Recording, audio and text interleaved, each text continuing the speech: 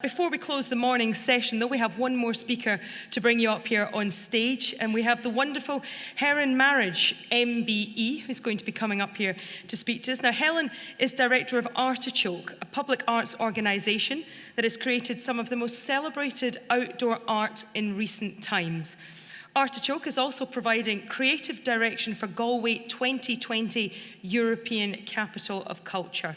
On the agenda today, Helen is going to talk about how imagination sets us free. Please welcome Helen.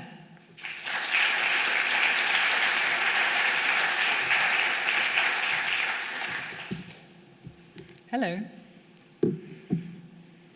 I'm feeling like a bit of a dinosaur. I'm nothing around the policy agenda. I'm a producer of very large-scale arts events, never led by anybody's desire to address a social issue, to change a problem, but simply to create an engagement between the broadest possible public and those wonderful people called artists, mercurial, fantastically difficult, really bloody to deal with, but people who are the prophets of our future, the seers of a world that none of us can see, but when we get there, a world that we all wish we lived in. Artichoke is a tiny little company started in 2006 with the sole mission of bringing the great work of the French theatre company Royal Deluxe, who you saw in one of Beatrice's slides, to London. That was our only intention. We wrote the first email to Royal Deluxe in 1999 and saying, would you like to come to London? And they wrote back and said, no, thank you.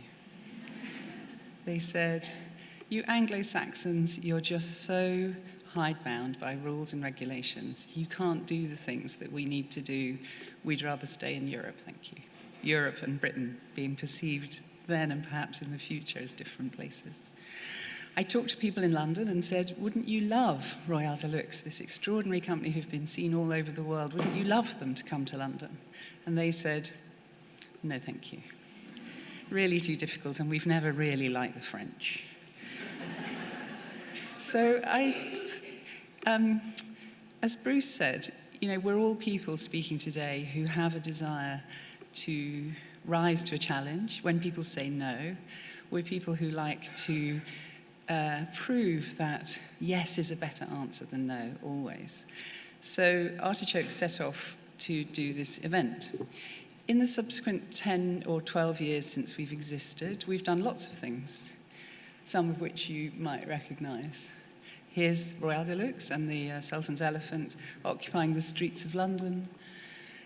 Here's Lumia Durham illuminating one of the great buildings of our nation with the Lindisfarne Gospels created by a single monk over a period of 40 years. Here's Liverpool. Here's Peace Camp, a piece that we did in 9 sites simultaneously around the countries of the United Kingdom as part of the London 2012 Olympics. Here's our amazing celebration of the Great Fire of London, the 350th anniversary, where we built and burnt a model of the City of London on barges in the centre of the capital. That one took quite a lot of negotiating, as I'm sure you can imagine. And Lumiere London, our sort of signature event, which happened in 2016 and 2018, where we brought the city to a standstill. As you see, this is Oxford Circus, not a car, not a bus, not even a bicycle to be seen, just people. And last summer's processions, the great celebration of 100 years since women in this country, or certain women in this country aged over the age of 30 on the property register, got the right to vote. This was a piece that we ran in hundreds of communities right across the 4 nations of the UK, and then brought together in these huge celebratory processions with women dressed in the colours of the suffragette flag. And Fiona and I were just discussing earlier what an extraordinary and joyful celebration it was. Now, with all of these things, I could talk to you about the metrics.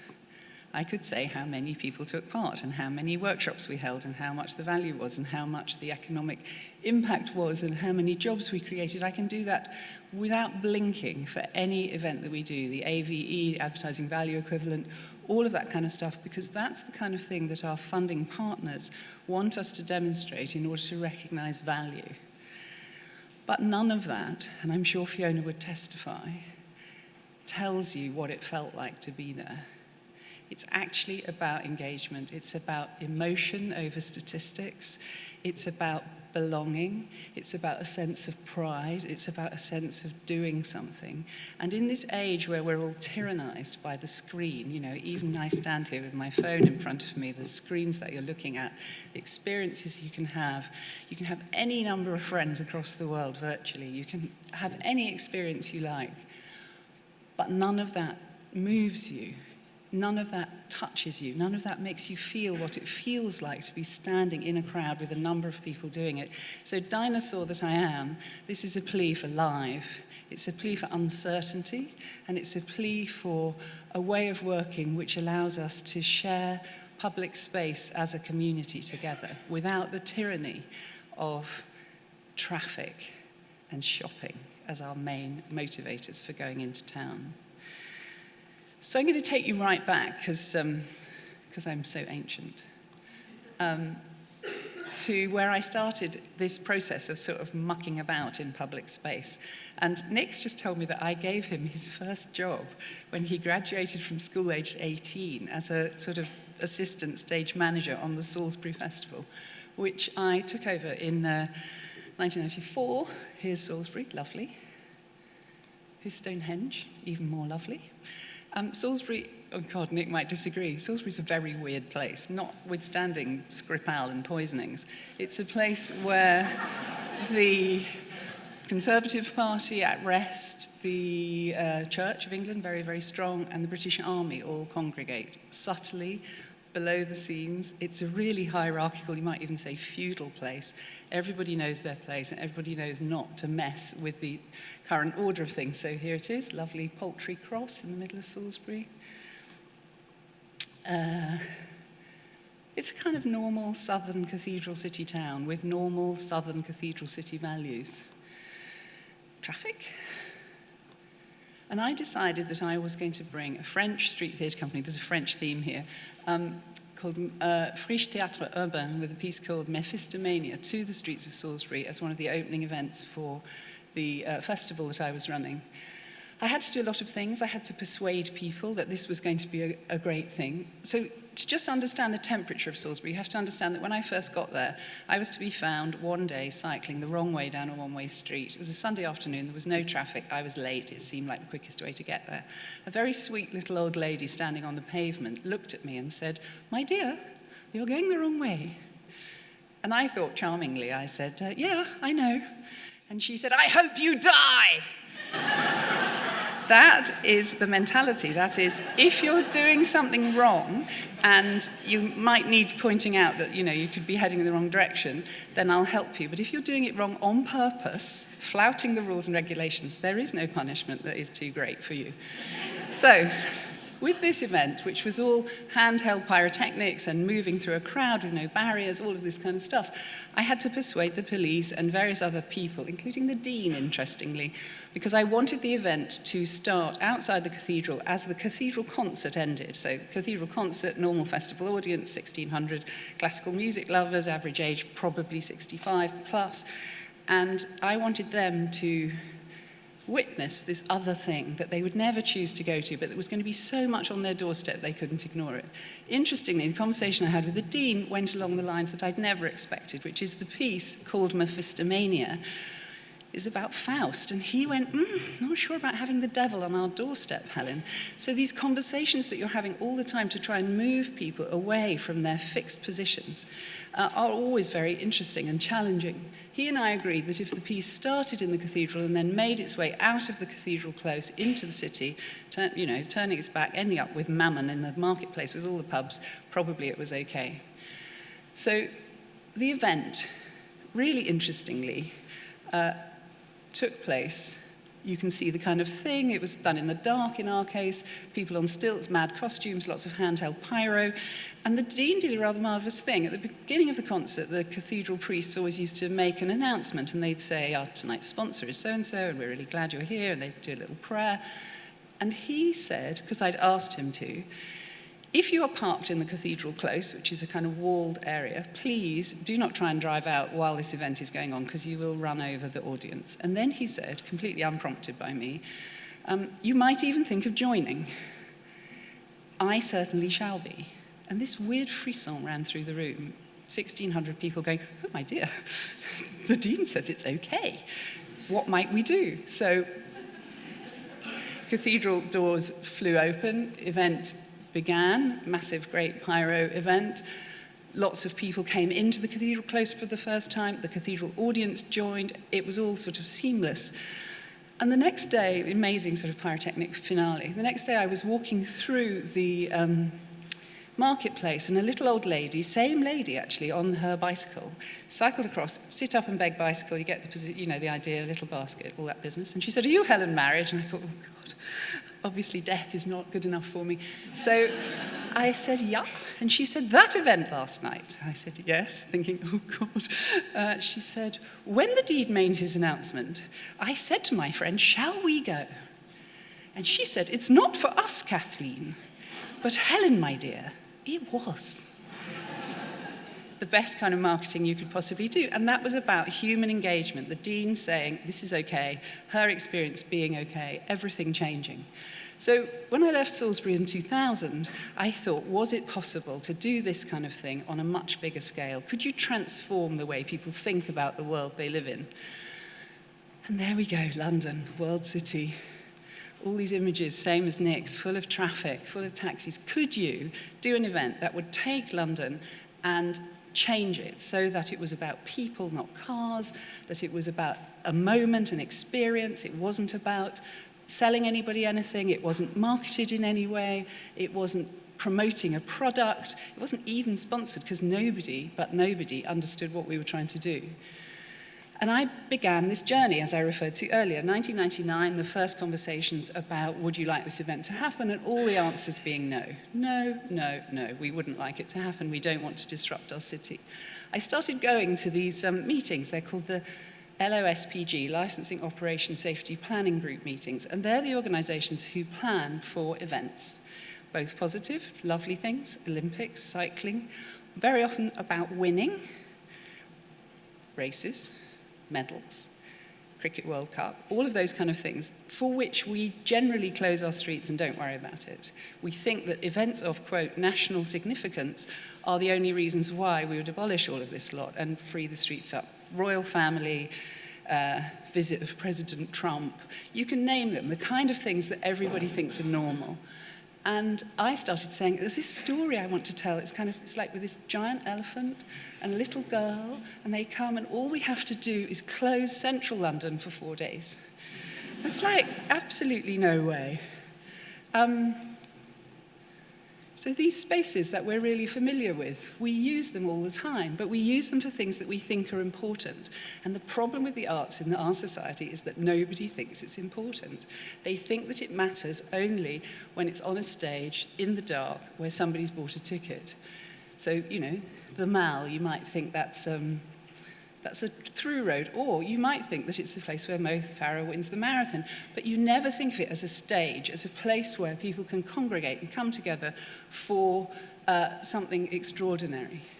4 years down the line, I had a conversation with the LSPG where I have to say I was a bit irritated. I don't get irritated very often, but I've been having the same conversation in which I politely had been saying, please, may I do this? And the answer was irrefutably no, you may not. I hand you this as a trick. If it's the only thing you take away from this presentation, it works every time. On this particular day, I didn't say that. I said, this event that we've been talking about for 4 years, it's happening on this day, in this year, and I really need you to help me. 2 completely brilliant things happened. The woman taking the minutes wrote it down. Sultan's Elephant, 17th to the 20th of May, 2006. And everybody in the room decided that somebody else must have said yes. So they didn't have to. They didn't have to take responsibility. Because actually, why should the bus planning manager of Transport for London take responsibility for saying, yes, you can close London's buses down for 4 days? Why should he? It's not within his capacity. And what I've come to realize over the years is that my argument, my please may I, was me trying to abrogate responsibility for something that I really badly wanted to do, but I wanted somebody else to let me.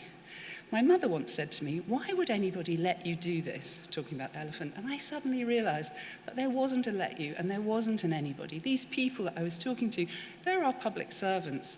They don't invent the rules, but they're nervous, intimately nervous, personally anxious about taking responsibility for saying yes to something that is odd or unorthodox or just outside normal practice. So the conversation completely changed once I said, this is happening, because what I did was take responsibility. Nobody had said yes, but everybody stopped saying no. So we started. It's an amazing event. It starts with a rocket crash-landed into the ground. One of the hardest conversations we had with Westminster City Council was, could we dig a 6x4 by 2 metre hole in the road? And the answer was no. And I went, but you do this all the time. You dig holes for congestion charging masts and gasworks and water mains. And they said, wrong sort of hole, Helen. Because, not meaning we can't, meaning we don't see the point. This is whimsical and ephemeral and there's no purpose and it doesn't lead to anything and there's no economic benefit. And me going, yeah, but it'll look great and it'll be real. So, needless to say, we got them to say yes. Little girl appears and walks the streets, entertains the children. Look at these faces. What you're seeing is real engagement, real extraordinary. The number of people you see who are just going, I can't believe what I'm seeing, because you can't believe what you're seeing when something so extraordinary, so mad, so visionary comes into your town. And this is 8 months after the 7/7 bombings happened in London, when people were really fearful about being outdoors, were really scared about being congregated together. And yet the BBC reported on the closing day, 1 million people turned out to see something that they fell in love with. And often this work is about love. It's not about. So just to show you what it really looked like and what it really felt like, this is Piccadilly Circus like it's never looked before or since. This is Horse Guards Parade. This is the closing of the show, when you see no barriers. You see the public being able to make a choice between how close they come and how close. Barriers here as the finale happens, because we had about 100 tons of dynamite under the rocket. The little girl is about to leave. The elephant is crying. The public are anticipating this extraordinary pyrotechnic moment. You see cultural diversity, you see no division between people, you see hundreds of thousands of people all joyful in celebrating the imagination. A world that you can't predict, you can't talk to people in advance about what it's going to feel like. You can say, this extraordinary event, it's a little girl and an elephant, they'll be here for 4 days. The pre-planning in order to achieve what appears to be spontaneity, that grown men, not just small children, grown men were sobbing as this girl took flight in her space rocket. You see the marvellous pyrotechnic effect of the rocket appearing to launch, and then as you watch, she's disappeared. It's kind of magic, and we all love magic, and we all love a story. So that was 2006, and as I say, I'd never intended to do anything else other than that, maybe get a proper job like my mum had always wanted me to. But the Arts Council of England unusually came knocking and said, would we consider doing other such things? And so in the ensuing years, I suppose 12 or 13 years, we've made a profession of creating these magnificent one-off extraordinary events. And when I say one-off, that doesn't mean that they don't have a massive legacy, that there isn't a run-up to them, that people's lives aren't changed. And as you saw from Beatrice's presentation, the Spider in Liverpool led to a very real legacy of 10 years of these events taking place in that city, with the skills and capacity having been built in 2008. But I wanted to do something a bit harder, not that this isn't difficult. And so we went there. So there's, how long will it look like that for? That's interesting, isn't it? we went to work in the north of Ireland, Northern Ireland. We'd been there in Derry in 2013, and I'd seen for myself the extraordinary divisions that still exist beneath the surface, despite the Northern Ireland peace agreement. It's very sobering, isn't it, when you look at it like that? So the 6 counties of the north, the Republic, and we were working in Derry, which is right up at the top near Donegal. And this is the history. And I'm sure you all know this, probably as well as I do, because it used to be on our television screens all the time. But this is not history. This is now. This is the fountain, which is the enclave that exists within the Derry city walls of loyalists who believe themselves still to be under siege. And you know from your own experience in Glasgow over the last weeks how passionate this dispute is and continues to be. You see the curbstones painted red, white, and blue. And here's the other side of town, where this is the bog side, where the Catholic population live. 76% Catholic in the town. The murals that commemorate the Troubles. And this is what happens every summer.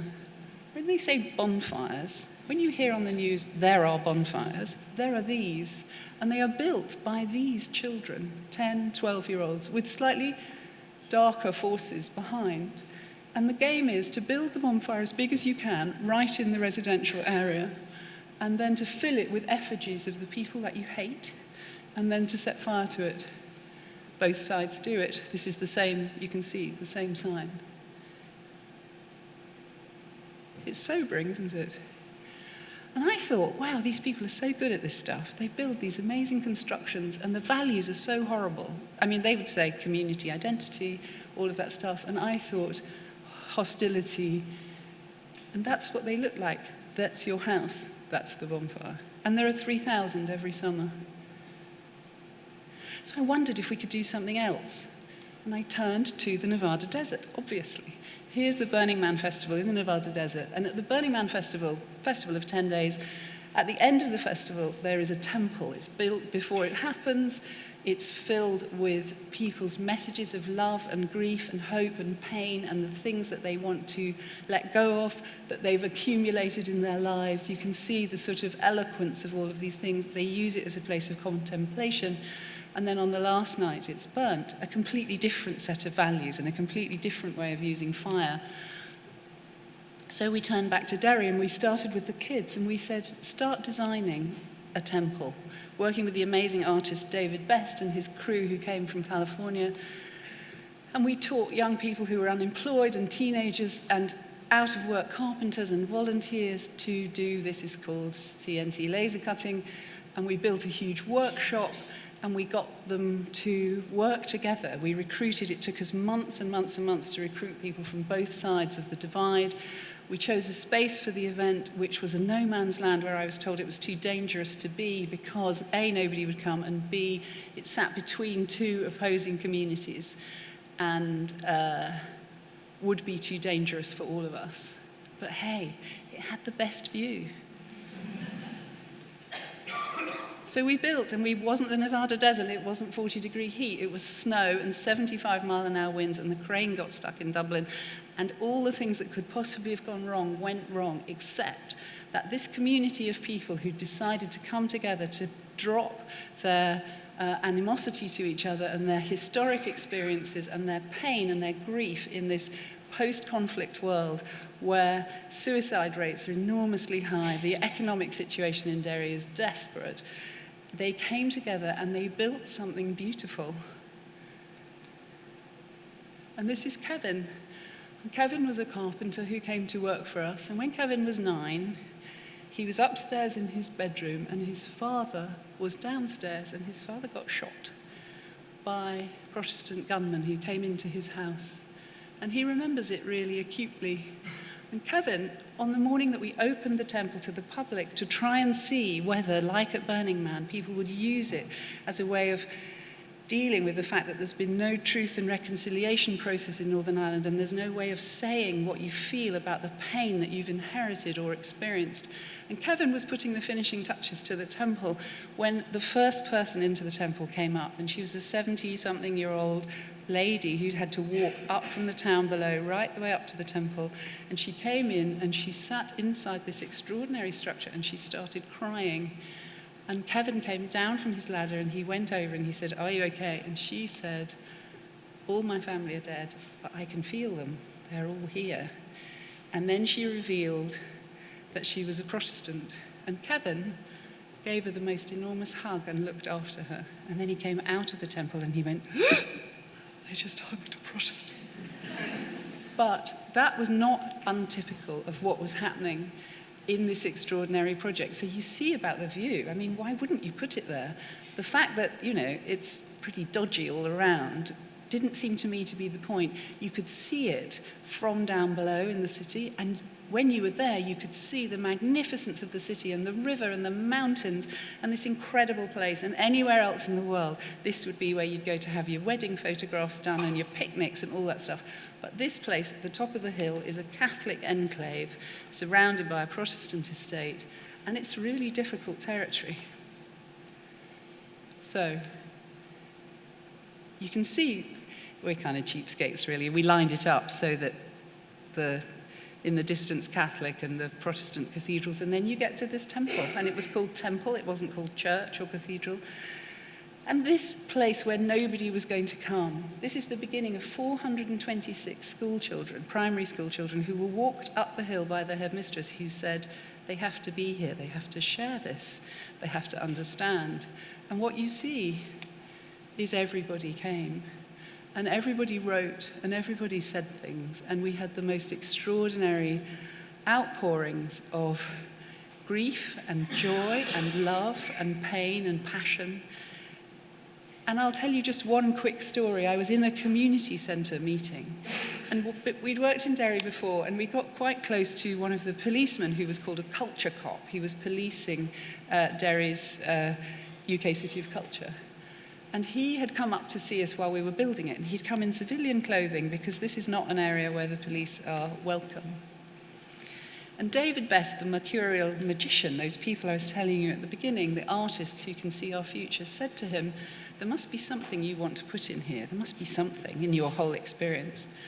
So this policeman had been a young Catholic who joined the RUC when Catholics didn't join the RUC, and he transferred over to the PSNI, the Police Service of Northern Ireland, when the peace process came, which was a very unusual thing. He'd risen to be commander in Derry. And you could see how anxious he was about just being in this place. Anyway, a few days later, I was down in the community centre, and somebody rang me and went, "Get here now, come now." So I ran back up the hill, and the policeman was getting out of his car with two other policemen, all in uniform, with these two old people. And I was looking at this and thinking, wow, Tony, that's just pretty brave given where we are. You have to understand this is for real. This is not a settled place. But the community organizer standing next to me was going, I don't believe it. I don't believe what I'm seeing. And I went, no, it's amazing, isn't it? But when you're working somewhere else, you don't ever know the subtleties. He said, no, Helen, you don't understand.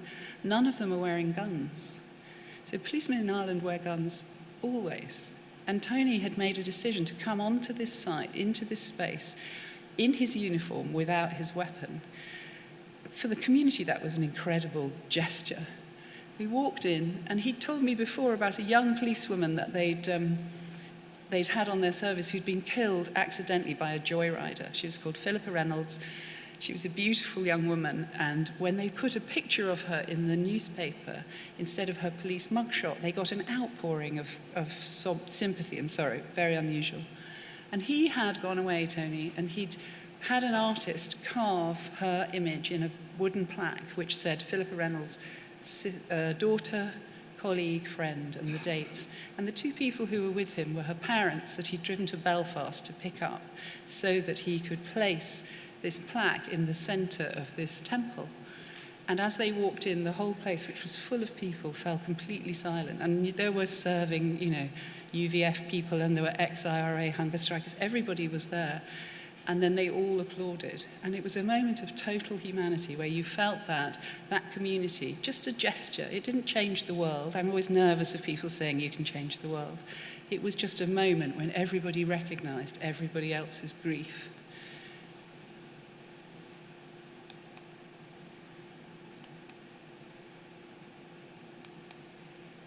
And then it came to the last night, and we chose young people who'd worked with us on the building and the construction from all the communities, collaboration of the fire brigade, because it's always about partnerships and collaboration.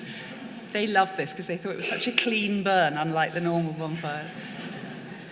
And then we burnt it. And all the pain and grief that had been expressed, all that love and joy and happiness, was just let go into the air. And if you watch this little tiny film, you'll see what it felt like.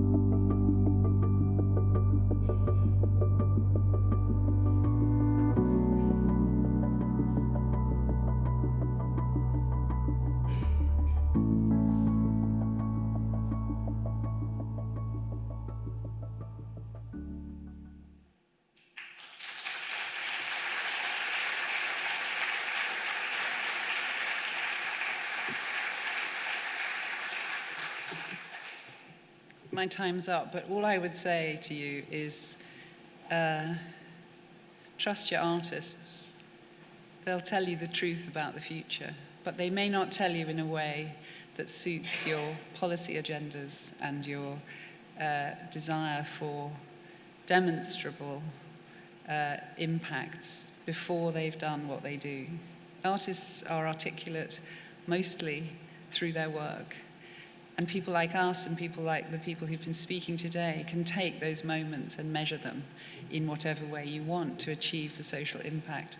But really nothing that we write down on a piece of paper tells you what it felt like to stand there with those 15,000 people or those 65,000 people who'd come to a place that it was not possible to come to. and feel that together we'd made something extraordinary. Thank you.